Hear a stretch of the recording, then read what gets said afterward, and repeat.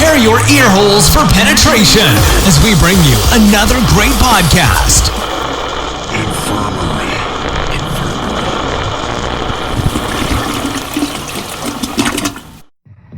Dad, what was their reaction when you told them the victim was a man? Well, I didn't bother to tell them that. I didn't want to go into details over the phone. Well, I really think you should have. It might make a big difference. Why? It's the same crime whether the victim is a man or a woman.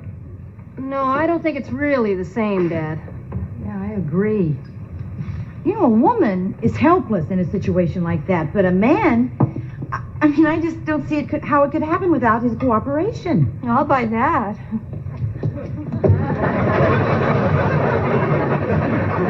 I can't believe what I'm hearing. What kind of double standard is this?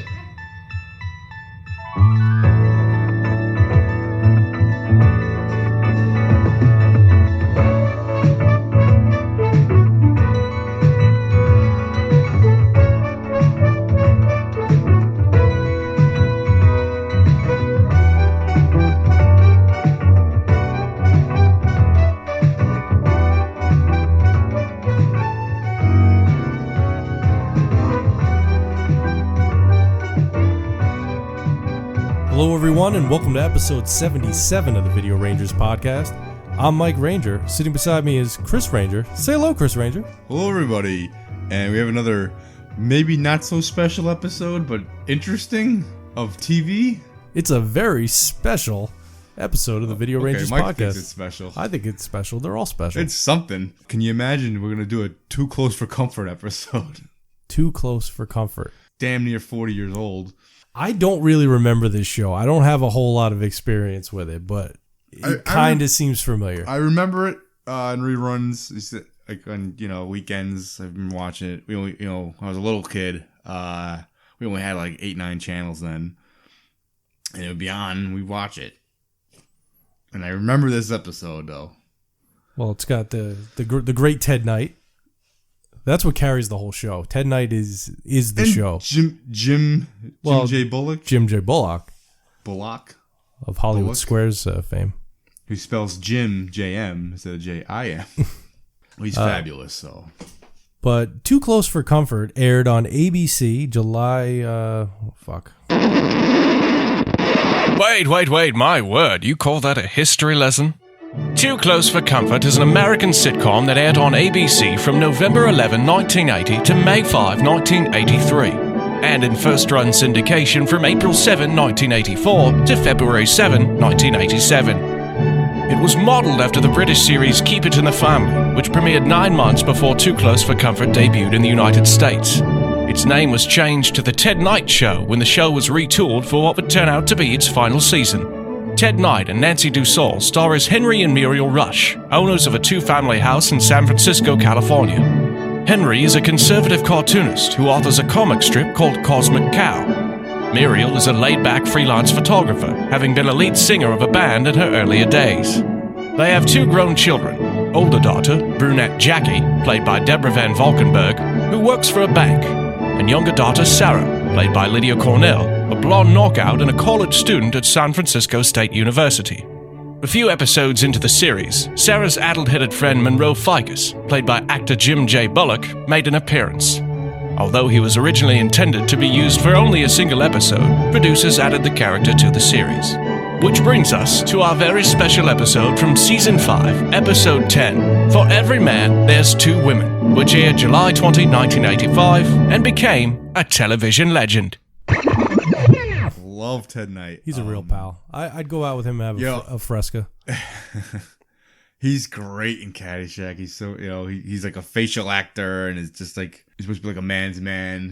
He's in, of course, Mary Tyler Moore's show. He's a little more dipsy in that. And this is like, again, I haven't seen this in forever and haven't seen this as a little kid, but we just watched this and we watched another episode, and he's fucking great in it. Oh, he carries the whole thing, man. But there's no show without him. Yeah, him and Jim Bullock, Bullock or Monroe. Yeah, they're the best. They're the characters of the show. They're the whole show. It's like what happened with Urkel and Mr. Winslow. Family Matters. Became the Urkel show, basically. Yeah. The show itself may be forgettable, but this particular episode, For every man, there's two women from the season 5, episode 10. There's just other strange episodes too. Mike was telling me about. There's some other episodes, strange but premises. This episode is insane because it's the episode where everybody that used to watch the show kind of thinks it happened, but they're not positive. Yeah, you know, it's just like such a unique plot. You don't see a plot like this every day, and we've seen some plots. They don't make plot. They don't make TV shows with outrageous anymore with the plots. Not that they're like humdum every day, but like, you know, the situational comedy isn't the same anymore. TV's made it seems like the stories are very different. It's a pretty basic show. It's got a basic formula. It's cookie cutter. Yeah, it's about, like, every show's got like a running gag, and this one's got one, but it's Ted Knight's character. Every episode he's got like a different college sweater on. Is it a different college? Every episode, college you went to. And people were actually at one point, fans were like sending in sweaters. Hopefully that he would watch those. He would wear them. Yeah, but yeah, this is it. This is the Too Close for Comfort episode. For every man, there's two women. This thing is impossible to find. Guess what? You can view it on YouTube right now, and we're gonna have a link to that in the show notes because Mike posted it. Mike has the episode. Somebody posted it. I don't know if it was me. Somebody. So, we haven't told you the plot of this episode. Here's the plot. Monroe gets raped by two women. Here's the thing. If you don't know the show and you're a listener, if you're maybe younger, Monroe is he's gay. Well, he's gay in real life. Jim Bullock's gay in real life, yeah. He's not gay on the show, but you know he's gay. When I was watching this, I knew it was something wrong. He was different. When I was a little kid, like he just is. Right? There's a way about him that's fine, but he's just gay and he's playing a straight man though, or whatever because he has some transvestite stories later or earlier. I'm not sure, but he's a strange guy. He's good on TV. I like him. He's interesting. But yeah, this is some episode. I give you that. You know. What's funny is I can't believe they made this. When we were putting together the bicycle shop, it's not as shocking. No, but when we were doing that for Different Strokes, and we were looking at list of crazy episodes for every series, this one came up, and this one came up as like one of the better ones to see. We've been meaning to do this, but we couldn't find this forever. It was. I found it through somebody on Instagram who found it through somebody else, and then. We got bootleg copies. Yeah, I got a bootleg because the series itself is only the first and second season are available, but everything else isn't. So I have basically a bootleg complete series set of episodes people taped off of TV. And surprisingly, the quality is actually pretty decent. But yeah, after you're done listening to this, you might want to go over to YouTube and actually watch this episode while it's still up. The show's not bad. It's all right. It's mediocre, but like I really like Ted Knight, and I'm older now. But I mean, I thought this show, was just a blah blah show when I was younger. I was like, I'm not watching that. Well, Ted Knight makes it. He's absolutely. I appreciate it more that I'm older. Hey, help the judge find his wallet. Yeah. Him making the noises he makes. He still makes the noises from like Caddyshack, and the facial features that's the best part. It's just watching him go. Hilarious. It just puts a smile on my face. Hey, Monroe. This particular episode, actually, the whole episode really revolves around Monroe and Mr. Rush. And Mr. Rush's family is kind of just in the background. They're really strictly there as an opposition to the idea of whether or not this is actually a crime. Well, they challenge it. The women, it's Ted Knight and his two daughters and his wife, and they're kind of like, yeah, we feel bad. This, there was a crime, but like I don't feel as bad if it was a woman. One of them says, and Ted Knight's like, oh, it was a double standard. That's a double standard. How I can't believe you said that. When you're looking at this episode, I don't mean to interrupt you. Considering what we see at the end, yeah, like yeah, he could have been he was easily raped, maybe in the butt. When you're looking at this episode, it's just like you got to look at like what happened and kind of the approach that they take. That's what It's makes played for ha-has, and I don't feel bad as much as like when I watched the bike shop episode, or the bicycle man, or the hitchhiking episode. I'm hearing the jokes and they're funny, but I'm cringing at the same time on a lot of them. Well, it's interesting. The bike shop where he tells him to wag his ass, well, that one is creepy. That one's creepy because you could see that this guy's a predator, and this one, it's like fucking Jaws. You don't see the monster till the end, and it's just like constant joke after joke. It's just. And it's fine for the most part because at one hand, I don't feel so bad watching it. So what does that say from a sociological standpoint? Are you going to do your dissertation on this? Yeah, I was thinking about it. So basically what happens is the episode opens up with Mr. Rush and his wife and his 2 daughters sitting around the table enjoying breakfast. And they get a call from Monroe's employer and they want to know where Monroe is. And well, Monroe, he left. We don't know where he is. He's not home. The family's a little worried, but that's when Monroe comes in. There's like this all the wonder that is this episode takes place within a 4 to 5 minute window. Yeah, it's when you find out what happened to him and how people are. It's almost so fantastic that you can't believe that it happened. But Monroe, poor Monroe, was assaulted. Yeah, I mean, holy crap, dude. His clothes are all disarray. His hair's all messed up. His beeper's broken. He basically did the walk of shame for wherever he came from. Yeah. They dropped him off somewhere. They're perplexed. They're trying to figure out, Monroe, what happened? Were you assaulted? Because he's a security guard. Well, did they tell you why you were kidnapped? No, but the big one said that if I knew what was good for me, I better cooperate. And I cooperated. In fact, I cooperated all night. Monroe, what do you mean that you cooperated? I'd rather not talk about it. But Ted Knight was, I think I know what Monroe's getting at. Does anyone know what's going on here? I think I do. Those 2 women were attracted to Monroe. They desired him and helped themselves. Help themselves to what? To Monroe. They had their way with him. And it's funny, Mike says there's an earlier episode where he wants to lose his virginity. And, he tries to get a hooker, and it doesn't work out. And then they're like, well, I guess he lost his virginity in this episode. Yeah. Poor Monroe. Somebody helped themselves to Monroe. And then like part of the joke, too, is like he describes, I was in Jell-O. Yeah, the big one and the little one. Big one and the little one. And he's describing this to the cop. You get more details when he's talking to the cop. And we got a lot of freaks out there. Sometimes get cream of wheat. Yeah, I mean, that's actually what's going on here? Wait, what? Monroe's raped, and everybody's just sitting there laughing about it. Except for Ted Knight. The audience is really enjoying it. It's yeah. it's funny because it is this interesting double standard of when it happens to a man, it's not the same. And that's when we get Ted Knight is waiting for the police, and his daughters are. Well, what did you say when? What did they say when you told them that he was raped by 2 women?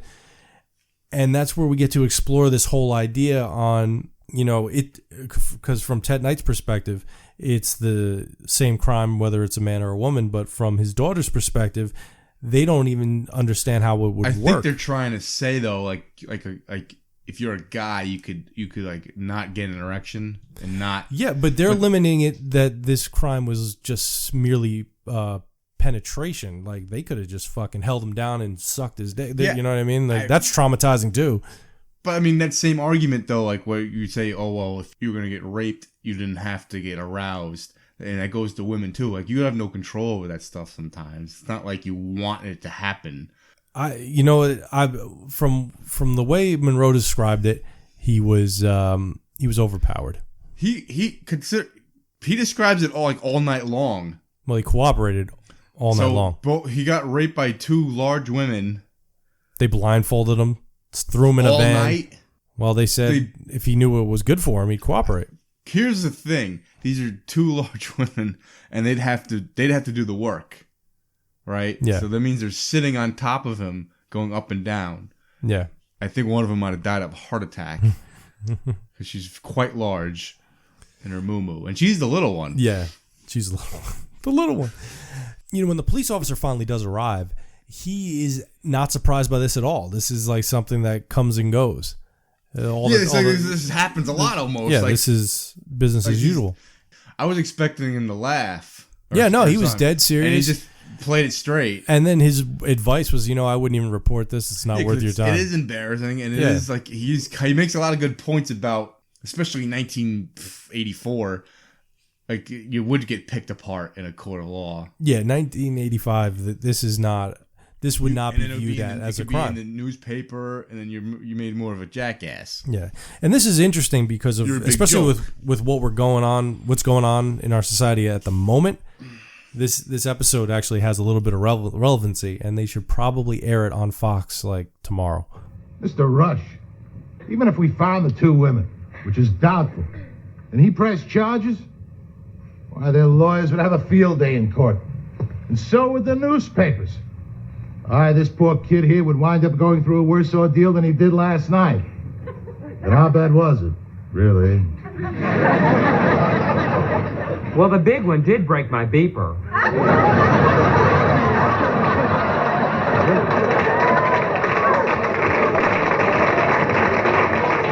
She broke your what? Part of his equipment. The cop leaves. He really doesn't want to press charges, but after like sleeping on it in the middle of the night, he decides he does, or he wants to at least find them. So he goes. He wants to talk to because he lives with fucking Mr. So he wants Rush. to talk to Mr. Rush and talk about it. This is probably like one of the better parts of the episode. Well, I just find it interesting that this is what they put the situation at. I find it interesting that Monroe gets raped and Ted Knight's plowing his wife. It seems so weird. He knocks on their door. Like, can I come in? No, Monroe. Next time, be more careful.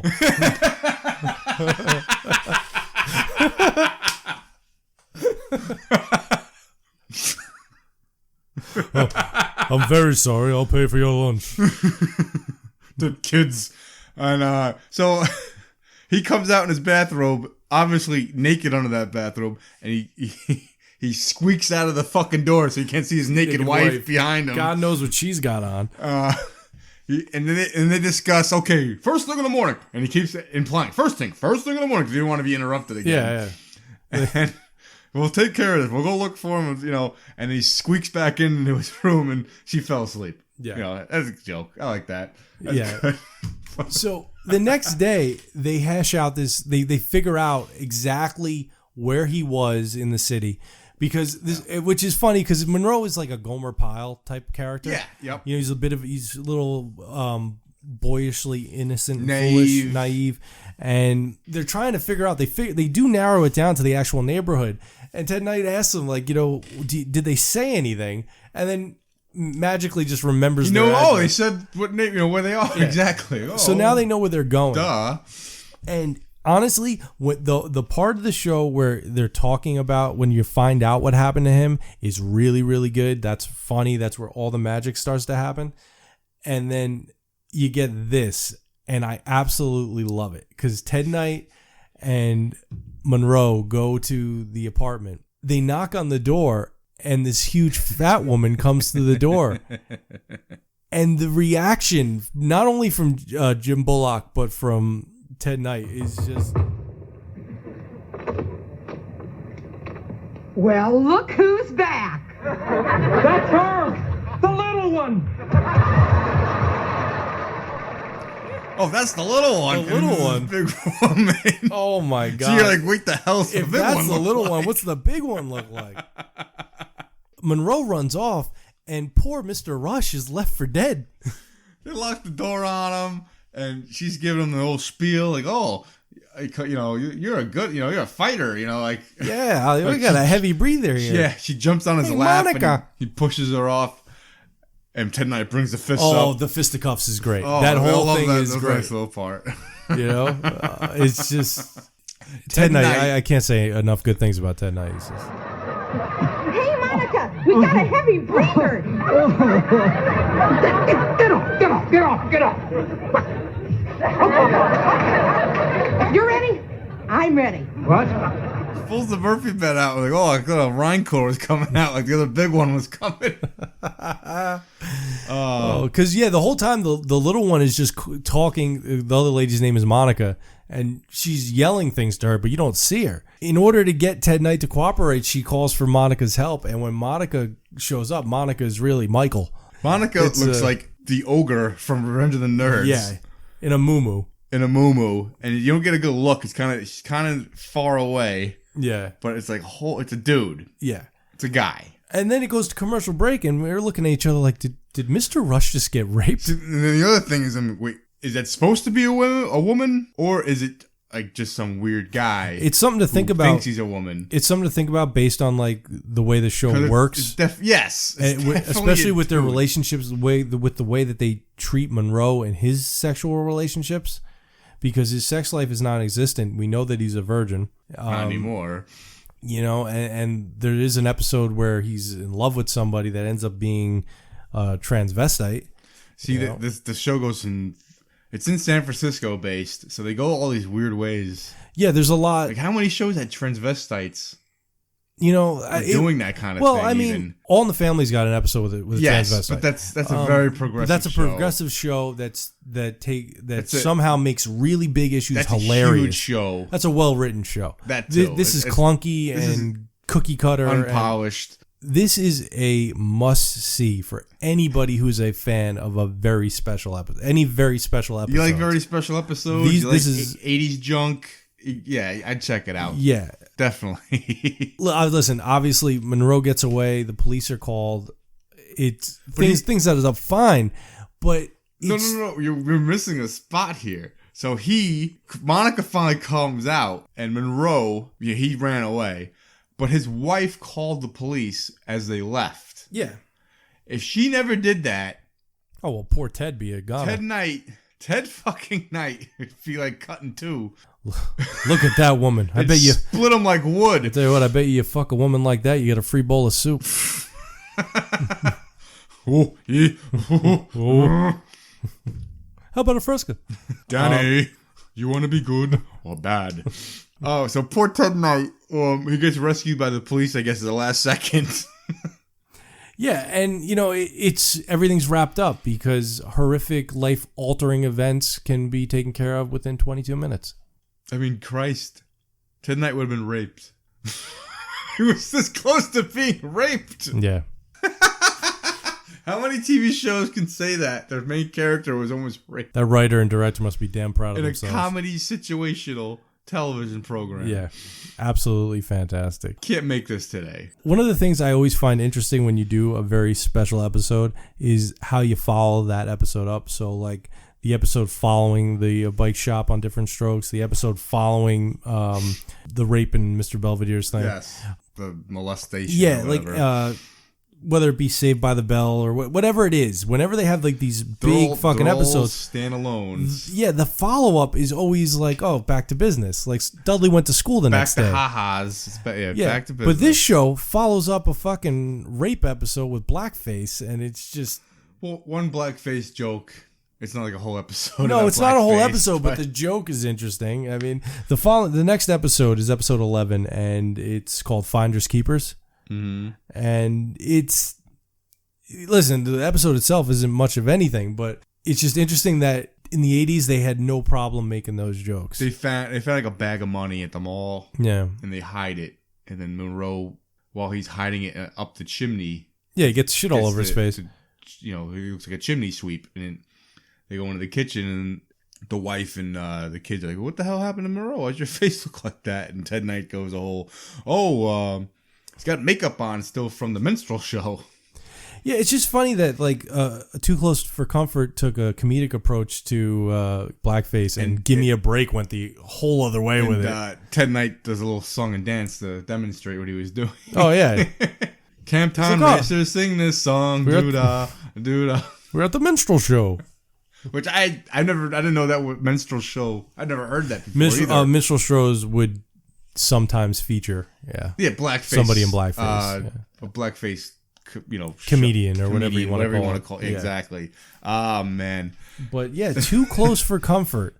For every man, there's two women is a absolute. It's not quite as amazing as I thought it was going to be.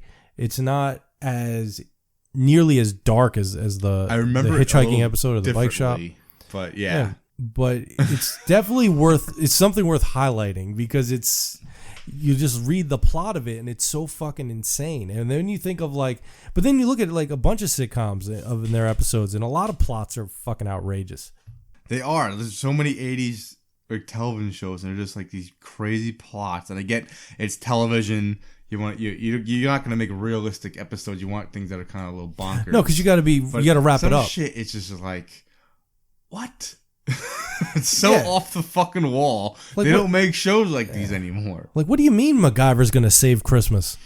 The Alf episode where like the guy is going to commit suicide. And it's like, this is a kid's primetime TV show. Yeah. It's mostly a kid. You got an alien puppet and you go that deep on a Christmas show where a guy wants to commit suicide and a terminally ill child who we're to believe died. Who died? Because they don't wrap that one up all nice. And it's like, I get what you're trying to do, but like, dude, this is a kid's primetime TV show. But they did that a lot. Here. Like, there's an episode of Growing Pains. There's a Christmas episode of Growing Pains where a guy in a Santa Claus outfit wants to kill himself and he tries to jump off the Seavers roof. Yeah. Well, you know what? The holidays is a time of where people do commit suicide. Yeah. I think a little more often. Your sad memories of your past family members haunt you. Sometimes the plot of just the whole plot, the premise of an actual show is a little fucking insane.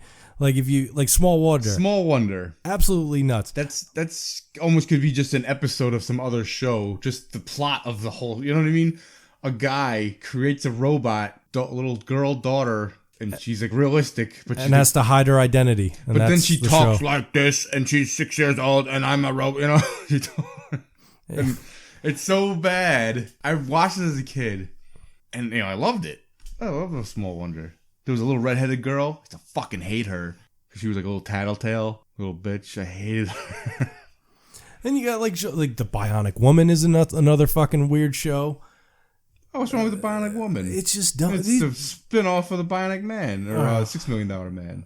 It's just interesting what was passable as entertainment back then, because back then we had imaginations and we could sit there and we can look at these things and kind of just accept the idea of it. But now we go for like this ultra realism. They don't have like these fantastical fucking shows anymore. There's an episode of like Different Strokes where Arnold has a rocket. And his stepbrother Sam is in the show, and he's like not playing with it, but he's like admiring it, and he puts his little mouse pet in it, in a little space uniform too. I mean, you don't see it, but he says it, and then he accidentally lifts off, and the rocket lands at the Russian embassy, goes to the window, and then Arnold has it out with like the ambassador, I guess, or a diplomat. And like he's left alone in the room, and he puts a fur hat on, and he puts glasses on, and does like a little like I'm an important man. You could see the comedy before it's filmed. It's just like how outrageous! It's just like a rocket. With and there's a camera in the rocket. Yeah. So now he's espionage. They think he's spy. Yeah, it's a whole spy thing. Very important fact there. Different Strokes, perhaps more than any other show, has the most insane storylines throughout the series run.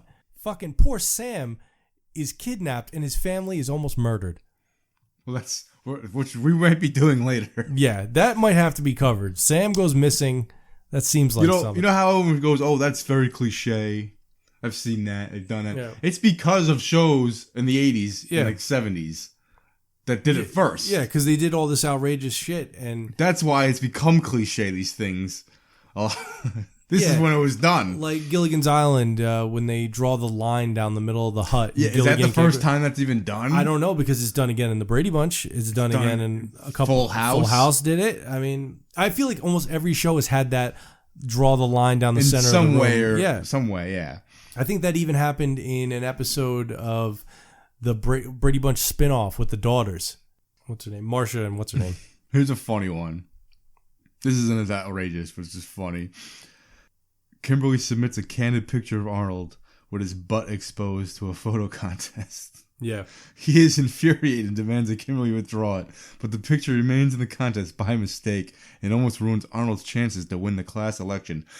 I swear, I think Arnold is running for like class president like every season. Year. Well, maybe he was a treasurer and he was going for the presidency. I swear, but it's like always something he's running. Well, he looks like a cabinet member. Different Strokes is crazy. The Knight Rider episode, that's like a 2-part episode. Which Knight Rider episode? The episode of it's Different Strokes with Knight Rider as a guest. Oh, they're at Universal Studios. At Universal Studios, and they get the car's gonna blow up because Arnold and Dudley like sneak on set. Yeah, like that's there was all these crazy things happening to them. Yeah, and this thing continued on into the 90s, especially because if you watch anybody who watched Family Matters knows how outrageous that show was. I mean, fucking Steve Urkel transforms into Stefan. He's got a time traveling machine. He's got a rocket pack. He ends up on Full House because of that stupid jetpack.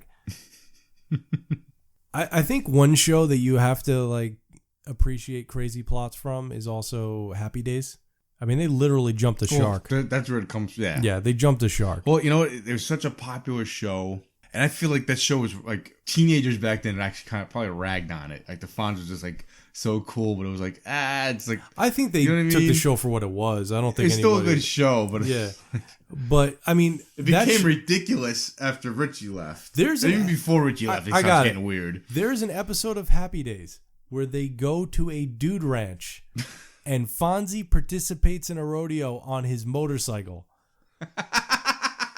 How about that? That doesn't make any fucking sense. Happened. Why would they let him do that? It's a rodeo for a reason, not a motorcycle show. Is Fonzie as cool on a horse? No, he's just not. No, he'd be on that horse. He'd be like, "Hey, I just pictured it in horse." Maybe with the blue jacket, not the. Then Pinky comes out of nowhere. I was watching old commercials, and one of the bumps was like Happy Days at 7, and Fonzie loves pinks at 7:30 or something like that, and it was just the episode's name instead of just Happy Days. Fonzie loves pinks, something like that. It was I probably got that a little wrong, but it's something like it was just like the title of the episode. Because the girl's name was like Pinks or something. Well, it's Pinky. Pinky. Okay, yeah. It was something like Pinky loves Fonzie, whatever it was, and it was just the episode title instead of Happy Days. Yeah, it was like it was in. That was one of the first shows I think that ran in rerun that was hugely successful. Was Happy Days. Yeah, like in the 80s. It was in reruns while it was still on. That and like I think I Love Lucy had always been like a big. Well, yeah, that was a huge one. Honeymooners always had a lot of. That's like when reruns were really starting. Like, I mean, I don't think they had reruns in the 70s though. Well, were shows really rerunning like midday? I'm sure there was definitely reruns, but you definitely had a period of time where first off, a lot of people didn't own televisions. Broadcasting was only done in a short window of time. Mm-hmm. And as we got more channels, you needed to fill more space, so you rerun things. Oh, wow. Kimberly stops working at Mr. Drummond's company and takes a job at a burger place, but is sexually harassed by her boss. Kimberly's got a lot of bad luck, man. She's been kidnapped. Well, she was hitchhiking. She deserved that. The hitchhikers. Jesus Christ, Kimberly. Can't get out of her own fucking way. Arnold, too. He's, goes from a bike shop to the arms of a NASA fucking artist. I forgot Andrew Dice Clay's on an episode of Different Strokes. Yeah. I had an argument at work. We were talking about that, and everyone was saying Andrew Dice Clay was the gooch. Like, no, he's not. He's not the gooch. He's not the gooch. Oh God. How could you forget about the gooch? How about this? There's an episode of the A-Team where Mr. T has to stop his mother from getting evicted. Was she paying her rent? I don't know. What the fuck, Mr. T? So you're a member of a top secret organization. Beating up like a super?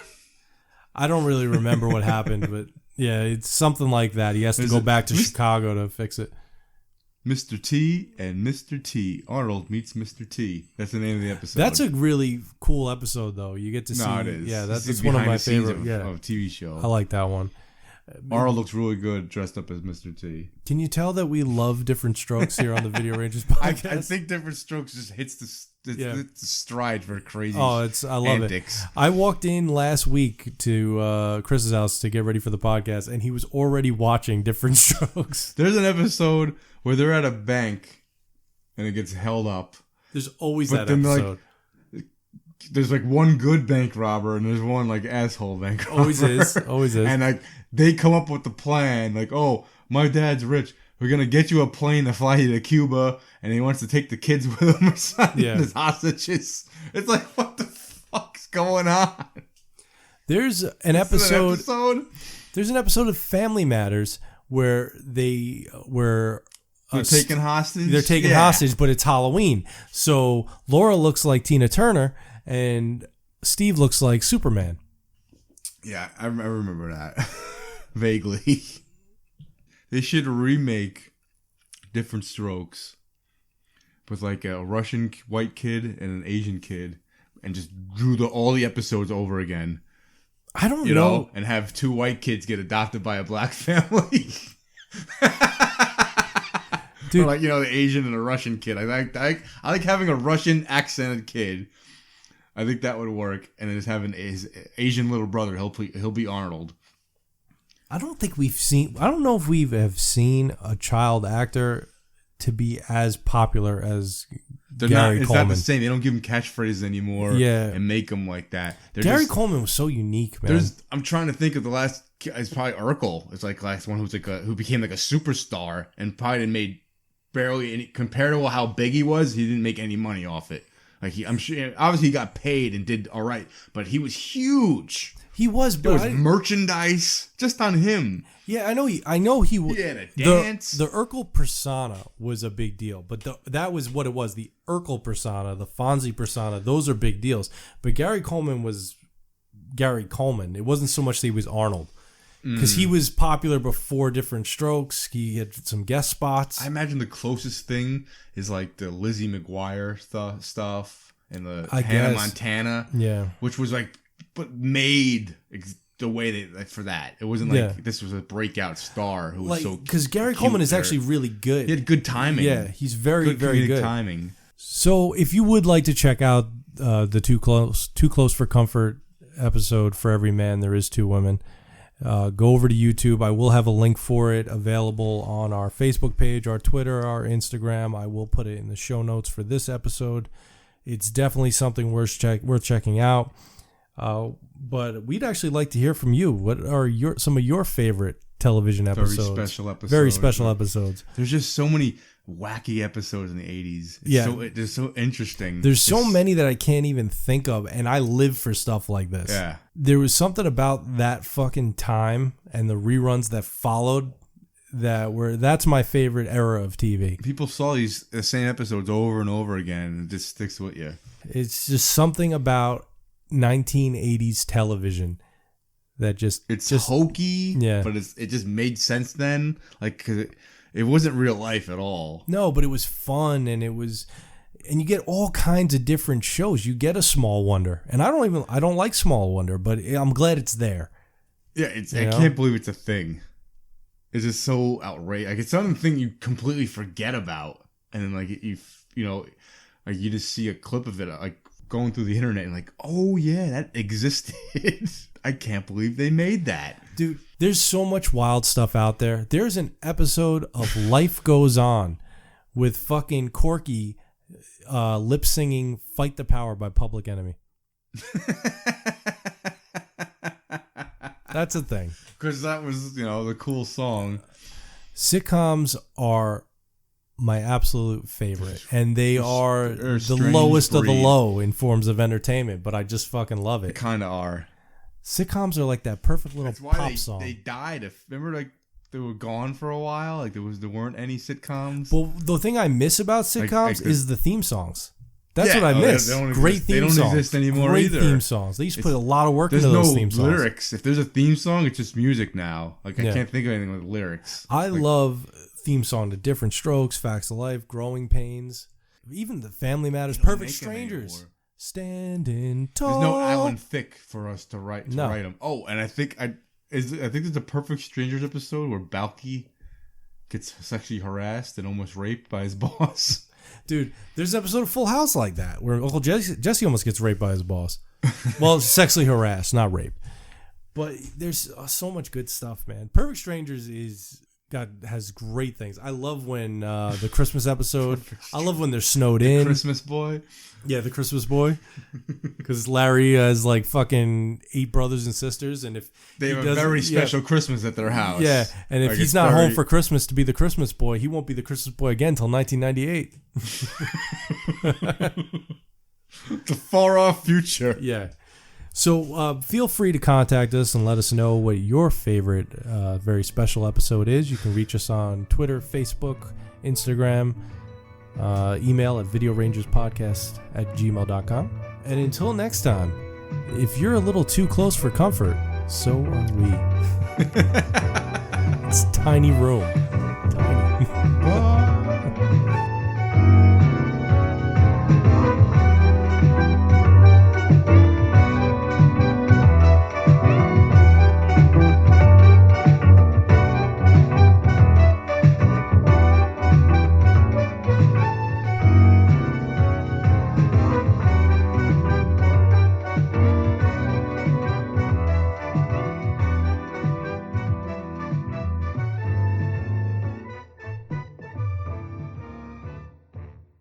What you just heard was a podcast in universe. For more great podcasts, make your way to www.poop